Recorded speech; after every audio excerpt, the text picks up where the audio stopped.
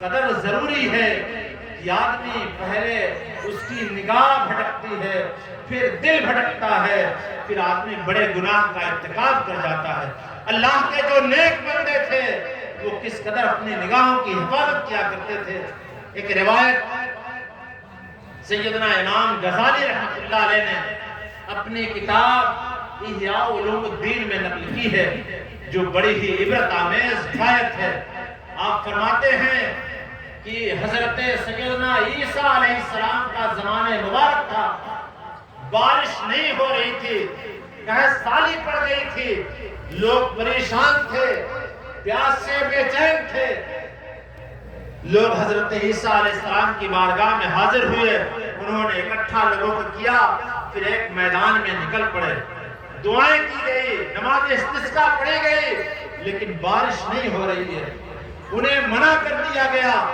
حضرت عیسیٰ علیہ السلام نے جب دیکھا کہ دعا کرتے کرتے دیر ہو گئی ہے، بارش نہیں ہو رہی ہے، تو آپ نے ارشاد فرمایا، اے لوگوں سنو، من اصاب منکم ذنبا فلیرجع، تم میں سے جس آدمی نے بھی کوئی گناہ کیا ہو تو ہماری اس دعا خانی سے نکل جائے۔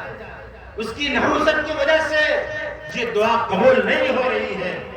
حضرت عیسیٰ علیہ السلام کا ارشاد فرمانا تھا کہ اس میدان سے پورے آدمی ایک ایک کر کے نکل گئے، کوئی ایسا آدمی نہیں تھا جس نے کوئی گناہ نہ کیا ہو۔ اس میدان میں اللہ کا نبی سیدنا عیسیٰ علیہ السلام تشریف فرما ہے اور ان کے ساتھ آپ کا ایک امتی ہے۔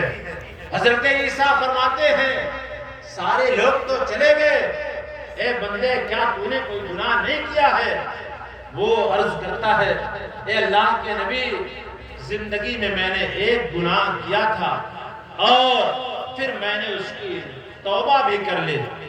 اے اللہ کے نبی، میں ایک دن نماز ادا کر رہا تھا، مصلی پر نماز پڑھ رہا تھا، میرے آگے سے ایک عورت گزری، میری نگاہ اس کی طرف اٹھ گئی، میں نماز سے فارغ ہوا، مجھے بہت افسوس ہوا کہ میں نے حالت نماز میں ایک عورت کی طرف نگاہ کر دی، میں نے بہت بڑا جرم کر دیا۔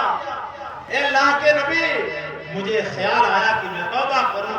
اس وقت میں نے اپنی شہادت کی انگلی اپنی آنکھ کے گڈھے میں ڈالی اور اتنے زور سے آنکھ کے گڈھے میں ڈالی کہ میری